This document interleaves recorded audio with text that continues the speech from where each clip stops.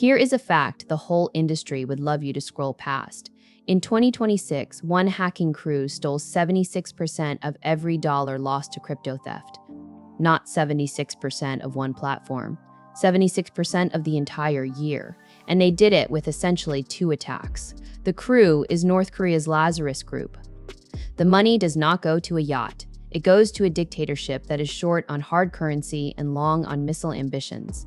So the next time someone calls crypto the money of freedom, ask them whose freedom they mean. Let us walk through the two clicks, because the scale is almost cartoonish. In April, Lazarus hit Kelp.io for $292 million. Days later, they drained Drift Protocol for $285 million.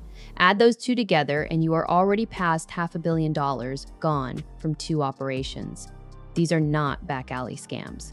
These are decentralized platforms that marketed themselves as the trustless, unstoppable, no middleman future. And a state-backed crew walked through them like a turnstile. And this is not a one-year fluke. Back up to last year. In 2025, North Korean actors stole roughly $2.06 billion across 80 separate incidents. That is a 51% jump year over year. The headline that year was the Bybit hack, $1.5 billion in a single hit, the largest crypto heist ever recorded. One country, one crew, more money in a single theft than most nations spend on entire ministries. And the industry's response was a blog post and a promise to do better. Now zoom all the way out, because the running total is the part that should stop you cold. Since 2017, North Korea's crypto theft now tops $6.7 billion across about 270 documented incidents. Almost $7 billion, siphoned out of a system that was sold to you as safer, smarter, and beyond the reach of corrupt governments. The joke writes itself. It turned out to be the perfect tool for one of the most corrupt governments on Earth, because it moves fast, crosses borders without asking, and answers to no one. Where does the money actually go? The analysts at TRM Labs are blunt about it. The proceeds feed the Kim regime's hunger for hard currency, and that currency feeds the ballistic missile program and the weapons of mass destruction effort. Read that again slowly.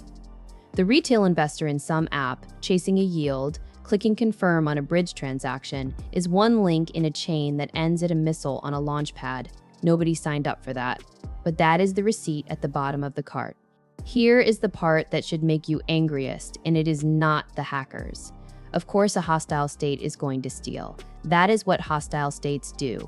The real story is who absorbs the loss. When a bridge gets drained, the founders are insured, lawyered, and diversified across a dozen other ventures. The protocol issues a statement. The token recovers or it does not, and they have already taken their cut. The person who actually eats the loss is the regular saver who was told this was the safe, sovereign, can't-be-touched version of money. The downside always rolls downhill. So what is the lesson? Because doom without direction is just noise. The lesson is that unstoppable cuts both ways. A system that cannot be censored also cannot be reversed when a dictatorship empties it. The freedom they sold you is real, and the danger is the exact same freedom pointed the other way. Which means the question is not, is crypto good or bad? The question is, what do you actually control? What can you actually verify? And who is on the other side of the trade you cannot see? I am not telling you to fear technology. I am telling you to stop accepting the marketing as a fact. 76% of a year's theft, run by a single state crew into a missile budget, is not a bug they will patch next quarter. It is what happens when speed and secrecy outrun ownership and accountability. Real ownership means you can see what you hold and who can take it. Anything less is just trust with extra steps, and trust is exactly what they keep stealing. If you want to know where I land after all this, it is ownership you can actually see and hold, not trust you have to take on faith. This is the ownership stuff in practice, MXEL, where what you build is yours and you are not the exit liquidity for someone you will never meet. At mxl.com, stay loud.